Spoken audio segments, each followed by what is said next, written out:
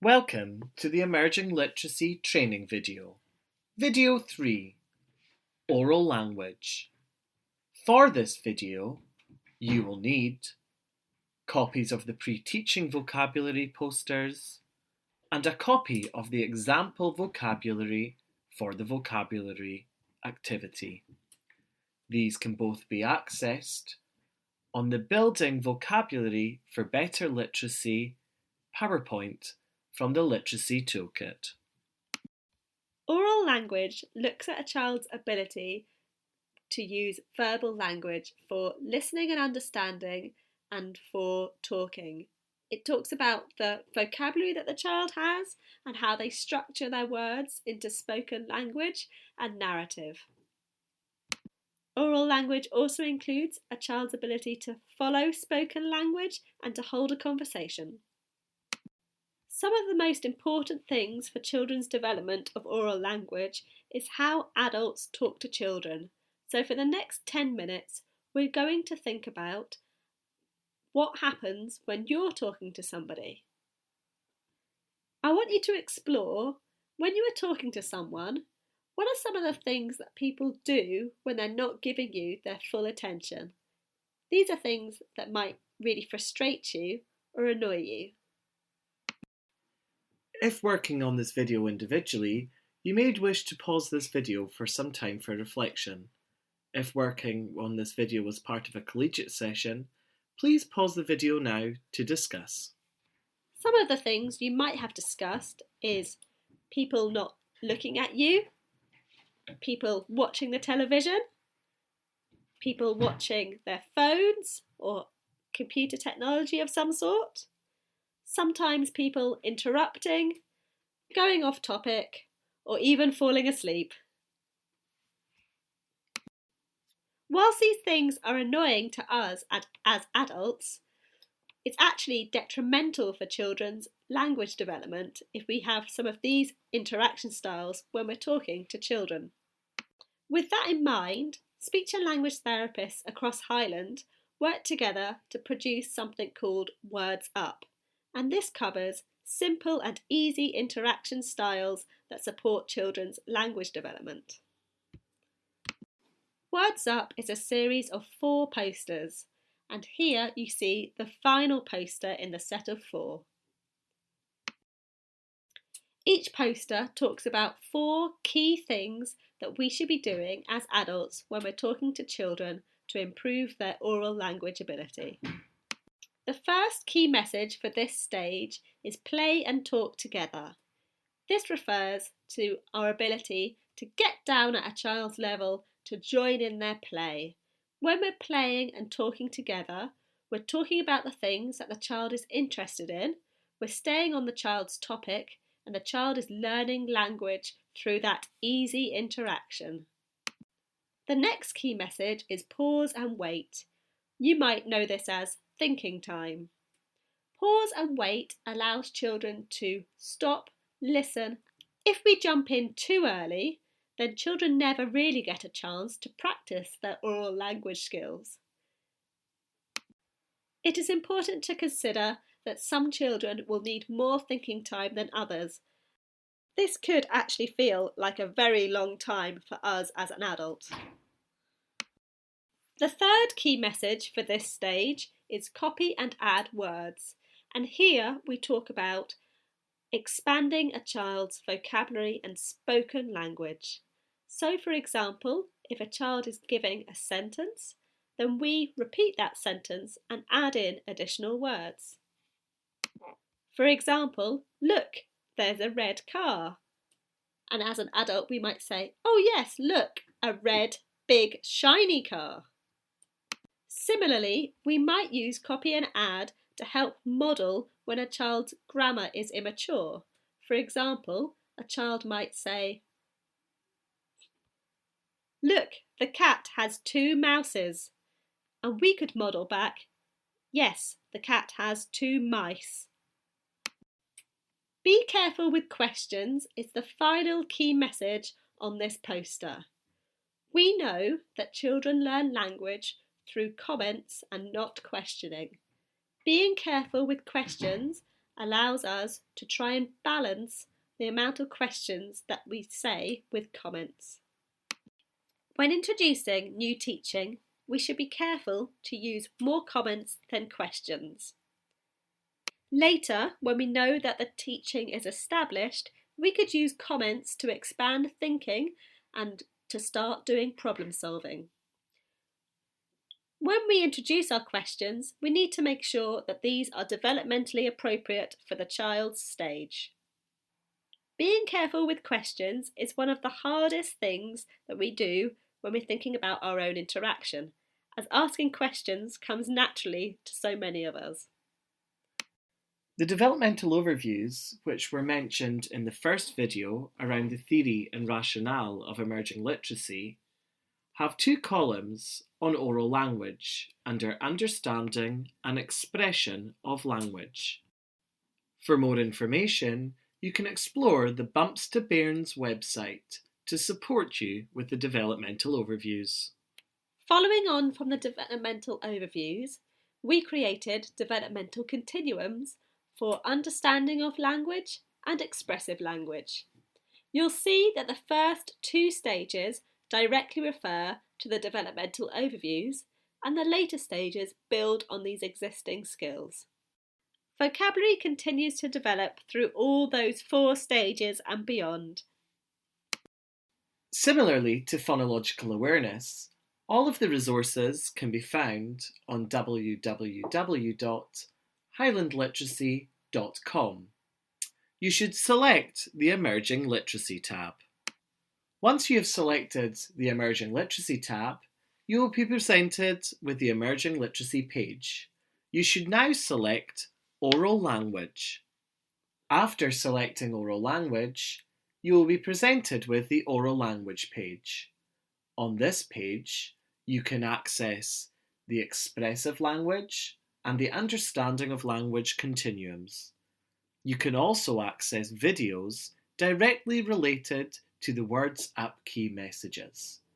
In addition to this, you will also find information on pre-teaching vocabulary, which we will now explore. We are now going to explore some evidence-based practice around improving vocabulary. I want you to take a few minutes to read the slide and look at these statistics from recent documents. One of the things that stands out for me is the number of words children from disadvantaged backgrounds hear compared to the number of words children from less disadvantaged backgrounds hear.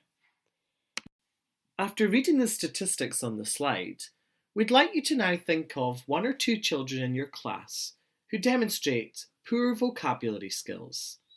We'd like you to think about what the impact is on their literacy learning and their learning across the curriculum and socially more generally.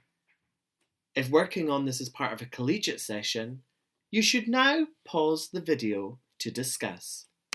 Some of the things you may have mentioned are children growing up in poverty, children with English as an additional language, children with learning difficulties, children with language difficulties, and a range of other difficulties. You may have discussed the impact that poor vocabulary has on children's learning, language, and communication. Often it is discussed that children's literacy levels will be poorer if they have poor vocabulary due to their ability to understand when they're doing their reading and their ability to create meaningful structures when they come to do their writing. Poor vocabulary can also impact on social interactions, self-esteem, and resilience. Limited vocabulary will have an impact on all areas of the curriculum, and often children with poor vocabulary are slower to learn new words.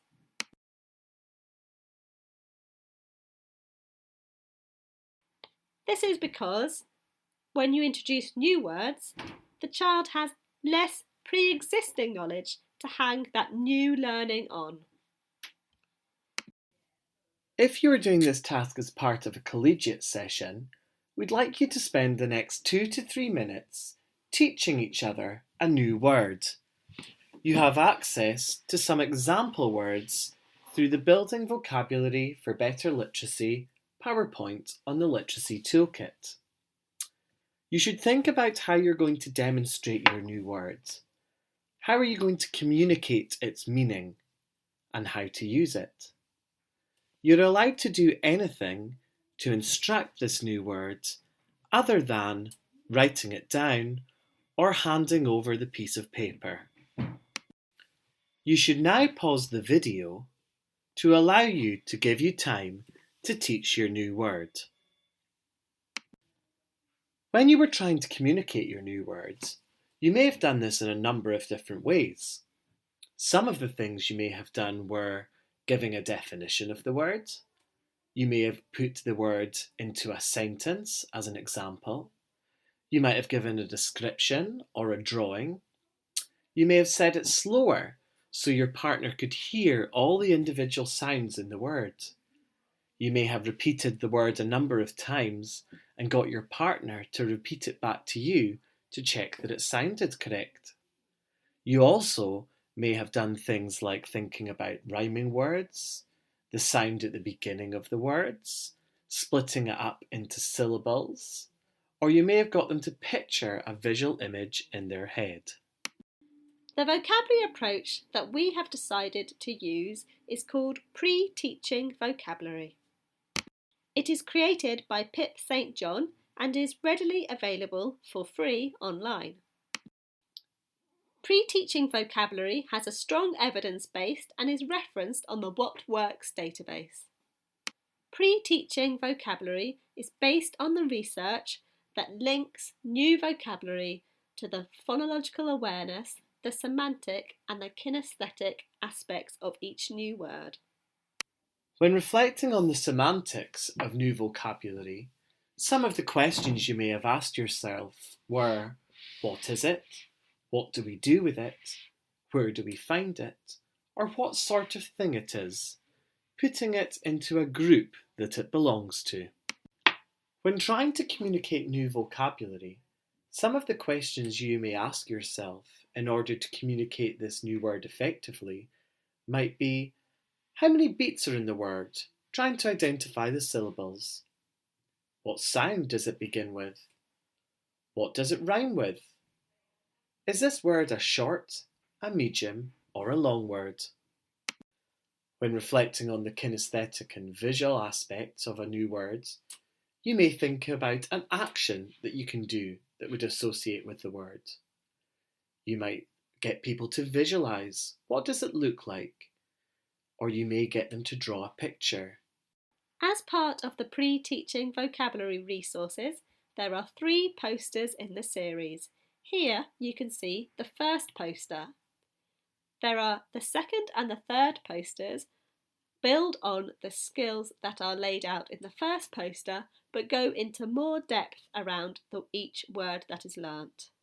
Once you explore the posters, you will know which poster you will want to use for your group of children. When you look at the poster, you will see that it is a range of questions. These questions are for you, the practitioner, and not for the child to answer. In the context of being careful with questions, it is important that we give this information to the children in the forms of comments. We can use questions at a later date to check that the child has understood and retained the knowledge and information about the word, but when we are teaching a new piece of vocabulary, it is important that we answer these questions and not the children. Here you can see Step 2 in the pre-teaching vocabulary posters. Notice how this builds on the skills of Step 1. And finally, here is Step 3. This poster looks at building on the skills of both Step 1 and Step 2. You should now pause the video and take some time to reflect on which poster would be suitable for the children and young people that you are working with. In Highland, we have seen the posters being used in a number of different ways. We have seen them being used as visual aids for practitioners when introducing new vocabulary, using the questions as prompts when they introduce a new word. We have seen them used with small groups to introduce new vocabulary, looking at each of the key components of word semantics, of phonological awareness, and of kinesthetic and visual around a new word. We have also seen it used as a consolidation task to link up with families, teaching the new word in school and providing the vocabulary map at home with an image of the new word and the new word written down for families to explore this together. It is important to note that families must understand that these questions are for themselves as prompts and not to be asked of the children. We have also seen them being used to help create vocabulary displays in the classroom, often replacing words on a wall that have little context or have explicitly not yet been taught. This is an example where the teacher has used the interactive whiteboard to introduce the word banquet, putting a picture of a banquet in the middle, thinking of words that are associated with a banquet and writing those in green, and then exploring aspects of phonological awareness in red, where they've split banquet into syllables, have identified the initial sound within the word banquet, have highlighted banquet as being a medium-sized word, and have come up with lots of rhyming words for banquet, such as nanquet, manquet, janquet, and sanquet. In terms of supporting practitioners in identifying which words we should use this strategy for, Pip St John has looked at the tiering of vocabulary.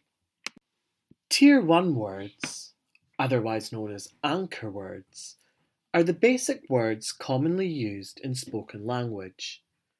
They will tend to be the words that the majority of the children and young people you're working with already have in their expressive vocabulary. They are often words that are heard frequently and are often reinforced by non-verbal gestures and signs. These words rarely require explicit explanations for most children. At the opposite end of the scale we have Tier 3 words, otherwise known as step-on words. These tend to appear in more specialist situations, and they're rarely used in general everyday conversation. These also tend to be the words that sometimes practitioners focus on when looking at a context. Whilst these words are great for exposure to their oral language, in terms of application across learning and through general day-to-day communication, these words cannot be readily applied across different contexts. The words which pre-teaching vocabulary focus on are Tier 2 words, Goldilocks words. Not too easy, like Tier 1, and not too hard, like Tier 3. Tier 2 are just right. Tier 2 vocabulary tends to be more sophisticated words, often descriptive words, like vivid verbs, adjectives, adverbs, and specific or abstract nouns. These words tend to be the words that can apply to a number of different contexts, allowing children to express them in their day-to-day communication.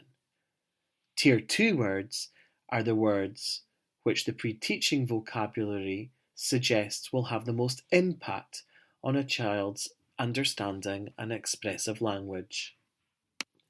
There is no definitive rule as to which tier a word would fit in. Practitioners should use their professional judgment as to the language that children and young people use regularly in the classroom, thinking about the language which they comprehend and express. In this example, a Primary 1-2 teacher has looked at the context of healthy bodies. She initially started by writing down all of the vocabulary that she thought may come up within the learning context. Once the teacher had come up with a list of words, they then looked at tiering the words into Tier 1, Tier 2 and Tier 3. The Tier 1 words were the words which the teacher thought that most of the children in the class would already have within their working vocabulary. The Tier 3 words were words which the teacher thought would be great to be exposed during the learning context, but may not be explicitly taught. The Tier 2 words were the words which the teacher had identified that she would explicitly teach within the classroom context, using the pre-teaching vocabulary posters to support this process. Notice how the teacher has a balance of nouns, adjectives and verbs to expand the children's vocabulary. Once the teacher had her list of pre-teaching vocabulary words at Tier 2, she was then able to look at her planning, identifying when these words would be explicitly taught, but also identifying opportunities across the specific learning context and across day-to-day communication where these words could be reinforced, used in everyday conversation. You are now going to have the opportunity to create your own tiered list for a context that you're currently looking at or are due to look at shortly. First, you will think of 20 to 30 words for that context. Following this, you will then look at tiering the vocabulary. Tier 1 being the anchor words that you think most children and young people will already have. Tier 3 being the step-on words, which will be great to be exposed during the learning context. And Tier 2, the Goldilocks words that are going to have the most impact on the children's language development. You should now pause the video to complete this task.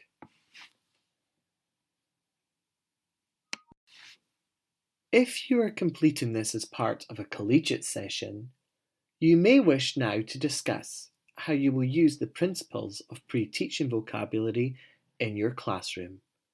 If you wish to do so, please pause the video. You have now reached the end of this video. You should now proceed on to the next video in the series, Video 4, Pre